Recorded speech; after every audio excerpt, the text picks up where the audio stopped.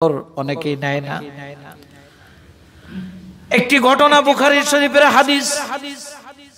বুখারী শরীফে এই হাদিসটা লেখা রয়েছে, বনি ইসরাইল গোত্রের একজন বড় আলেম, একজন বড় ওলি,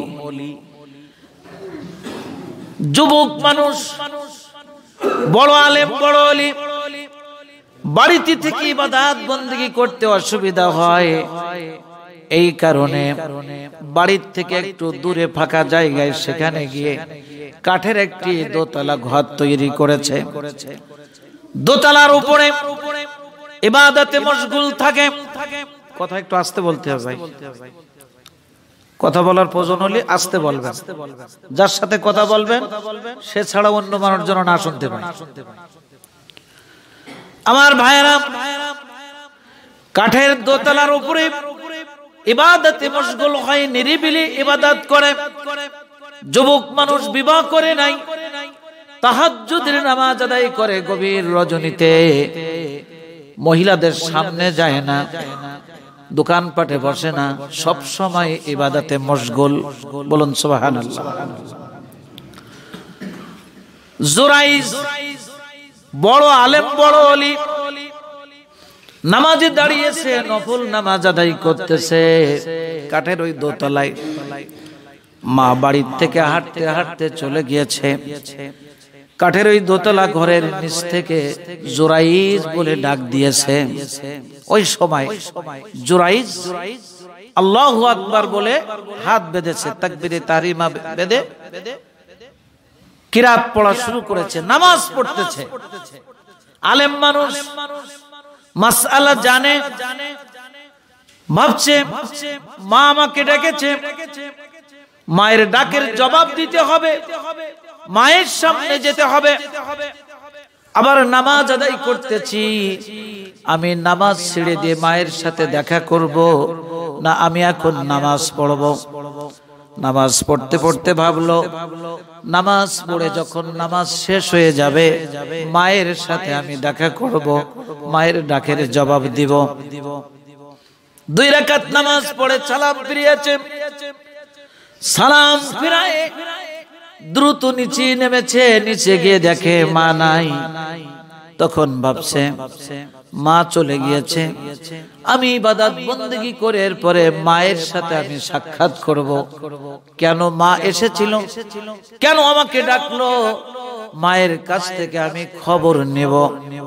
আবার কাঠের দোতলার উপরে উঠেছে, আবার নিয়ত করেছে, আল্লাহু আকবার বলে হাত বেঁধে নামাজ শুরু করেছে।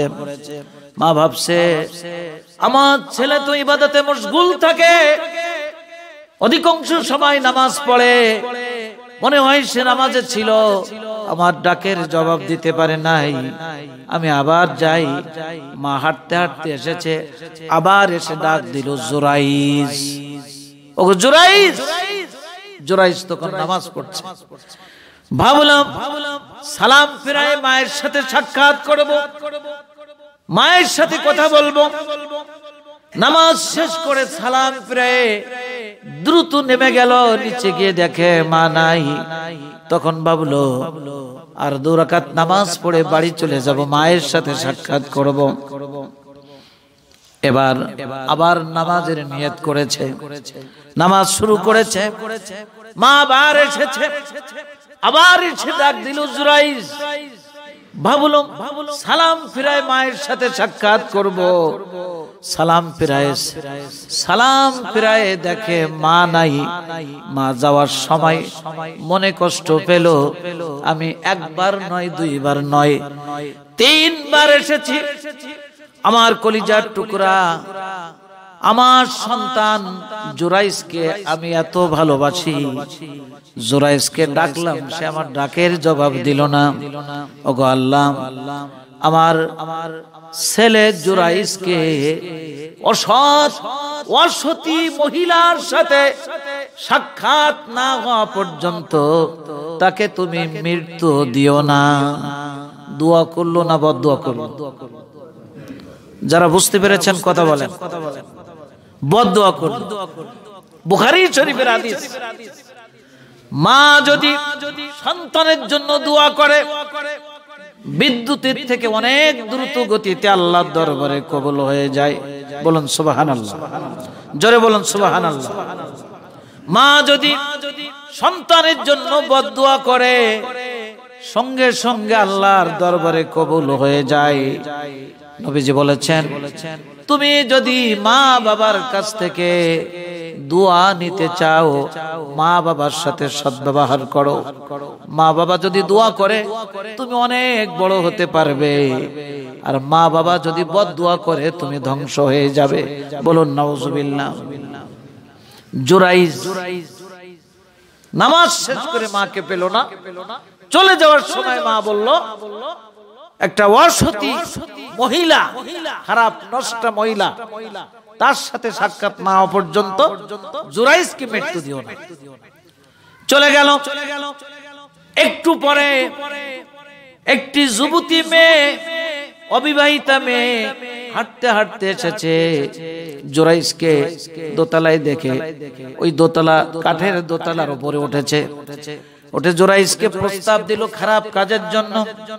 জুরাইজ তো একজন বড় আলেম এবং একজন ওলি মানুষ, কখনো খারাপ নজরে তাকাতে পারে না, খারাপ কাজ করা তো দূরের কথা। জুরাইজ মুখ ঘুরালো, তার কথা কর্ণপাত করলো না। বারবার মেয়েটি তার সামনে গেল, অর্ধলঙ্গ হয়ে গেল, খারাপ কাজের প্রস্তাব দিল। জুরাইজ তার দিকে তাকালো না এবং আল্লাহর কাছে আশ্রয় প্রার্থনা করলো, সাহায্য চাইলো। আল্লাহ, এই মেয়েটির হাত থেকে তুমি আমাকে রক্ষা করো। সুবহানাল্লাহ। বর্তমানে তো জিনার সয়লাব হয়ে যাচ্ছে। শুধু যুবক না, বয়স্ক মানুষও নারী লুবি যারা, নারীর সুযোগ খোঁজে অন্যায় অপকর্ম করার জন্য। ঠিক কিনা? জোরে বলেন। আর জোরাই যুবক মানুষ, অবিবাহিত যুবক, আর যুবতীও এসেছে অবিবাহিতা। ফাঁকা জায়গায় লোকজন নেই, কেউ নেই, ইচ্ছা মতো ব্যভিচারী করতে পারতো। ঠিক কিনা বলেন? আল্লাহর কাছে আশ্রয় প্রার্থনা করল, আল্লাহ, এত বড় জঘন্য অপরাধ থেকে তুমি আমাকে হেফাজত করো। সুবহানাল্লাহ। মেয়েটি যখন প্রশ্রয় পেল না, তখন বলল, ঠিক আছে জুরাইজ, তুমি যখন আমার কথা শুনলে না, আমাকে অপমান করলে, অবশ্যই আমি তোমার মজা দেখাবো। কি দেখাবো? যদি জুরাইজ ওই মেয়েটির কথা শুনতো, তাহলে সে একথা বলতো না। ঠিক কিনা বল? মেয়েটি চলে গেল। যাওয়ার পরে জুরাইজ ভাবছে, মেয়েটি বলে গেল যে তুমি আমার কথা শুনলে না, আমি তোমার মজা দেখাবো। আল্লাহর কাছে দোয়া করতেছে, আল্লাহ, এই যে একটা অসতী মহিলা, খারাপ নষ্ট মহিলা, সে আমাকে যে কথা বলে গেল, কি হবে আমি জানি। মেয়েটি চলে গেল। একটা রাখালের সাথে দেখা। খারাপ মানুষকে খারাপ প্রস্তাব দিলে সাথে সাথে গ্রহণ করে। ঠিক কিনা বলে? পুরুষ হোক অথবা নারী, বাস প্রস্তাব মেনে নিল। রাখালের সাথে ব্যভিচারী করলো, গর্ভবতী হলো, সময় মতো বাচ্চা হয়ে গেল। বাচ্চা যখন হলো, অবিবাহিতা কোন মেয়ের, বিবাহ হয়নি যদি বাচ্চা হয়, এলাকার লোক একেবারে ছেড়ে দেয় না। ঠিক কিনা বলে? যুবকরা চতুর্দিক থেকে আসলো, এসে বললো, এই মেয়ে বলো, কার সাথে অন্যায় করেছো, অপকর্ম করেছো? তোমার তো বিবাহ হয়নি, বাচ্চা কেমন করে হলো? তখন আঙ্গুলের ইশারা করে দেখাই দিল আল্লাহর ওলি জুরাইজ। ওই যে মানে দোতলা ঘর, যুবকের লাঠি সোটা নিয়ে চলে গেল, দোতলা কাঠের ঘর ভেঙে নিশ্চিহ্ন করে দিল। জুরাইজকে মারধর করলো, অপমান করলো, টেনে নিয়ে আসলো মেয়ের সামনে। আনার পরে বলছে, বল, এই মেয়ের সাথে তুই অপকর্ম করেছিস কেন? বলছে না, আমি কোনো অন্যায় করিনি। মেয়ের কাছে জিজ্ঞাসা করছে, এ বাচ্চা কার মাধ্যমে হয়েছে বল। সে অসতী মেয়েটা বলল, এই জুরাইজ আমার সাথে ব্যভিচারী করেছে। বলুন নাউজুবিল্লাহ। জুরাইজ তখন বলল, আমি তো বিপদে পড়েছি, বিপদে পড়লে আমরা সাহায্য চাই কার কাছে? জুরাইজ আলেম মানুষ, হক্কানি আলেম এবং ওলি, বলল আমাকে একটু সময় দাও, ওযু করে 2 রাকাত নামাজ আদায় করে আমি একটু আমার আল্লাহর সাথে কথা বলতে চাই। সুযোগ দেওয়া হলো। ওযু করে নামাজ আদায় করে আল্লাহর কাছে কাইমানা বাক্যে বললেন, একদিনের নবজাতক সদ্য শিশু সন্তান আজকেই ভূমিষ্ঠ হয়েছে। ওই সন্তানের মাথার উপরে হাত রেখে জুরাইজ বলল, ওগো আল্লাহর বান্দা, তুমি বলে দাও, প্রমাণ করে দাও তোমার জন্মদাতা পিতাকে। পাশে ছিল সে রাখাল, আঙ্গুলের ইশারা করে ছোট্ট বাচ্চা, বুখারী শরীফের হাদিস, বলল ওই রাখাল। বলুন সুবহানাল্লাহ। প্রমাণ হয়ে গেল। তখন যুবকেরা বলল, মেয়েটির কথা মতো আমরা ভুল করেছি, অন্যায় করেছি, তোমার যে ঘর আমরা ভেঙে দিয়েছি ঘর তৈরি করে দেব, তোমাকে মেরেছি, কষ্ট দিয়েছি, তুমি আমাদেরকে মাফ করে দাও। সম্মানিত হাজিরিন, নামাজ পড়তেছিল, মা এসে ডাক দিল। জুরাইজের মা ভালো কাজ করছিল, খারাপ কাজ নয়, ঠিক কিনা বলো? মায়ের কথার জবাব দিতে পারে নাই, সাক্ষাৎ করতে পারে নাই, মা একটু বদদুয়া করে গেল, সেই বদদুয়াটা আল্লাহর দরবারে কবুল হয়েছে, ঠিক কিনা বলো? জোরে বলো ঠিক কিনা? সম্মানিত হাজিরিন, হযরত ইউসুফ আলাইহিস সালামকে জুলাইখা, আজিজে মিশরের স্ত্রী জুলাইখা প্রস্তাব দিয়েছিল যে তুমি আমার সাথে ব্যভিচারী করো, আমার যৌন ক্ষুধা নিবৃত্ত করো, আমার মনের আশা পূরণ করো। বলুন নাউজুবিল্লাহ। ইউসুফ আলাইহিস সালাম জুলাইখার প্রস্তাব গ্রহণ করেন, প্রত্যাখ্যান করেছেন এবং ঘৃণা করেছেন। বলুন সুবহানাল্লাহ। জুলাইখা বলেছিল, তুমি যখন আমার কথা শুনলে না, আমি তোমার মজা দেখাবো।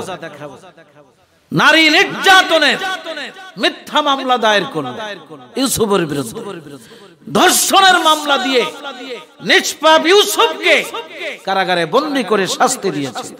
বলুন নাউজুবিল্লাহ। আল্লামা দেলোয়ার হোসেন সাইদি, কোরআনের পাখি, কোরআনের বুলবুলি, গোটা বিশ্বের মানুষ যার জন্য পাগল পড়া, তাকেও ধর্ষণের মামলা দিয়ে আমৃত্যু কারাদণ্ড দিয়েছিল, ঠিক কিনা বলো? জোরে বলো ঠিক কিনা? তিনি কি আসলে অপরাধ করেছিলেন?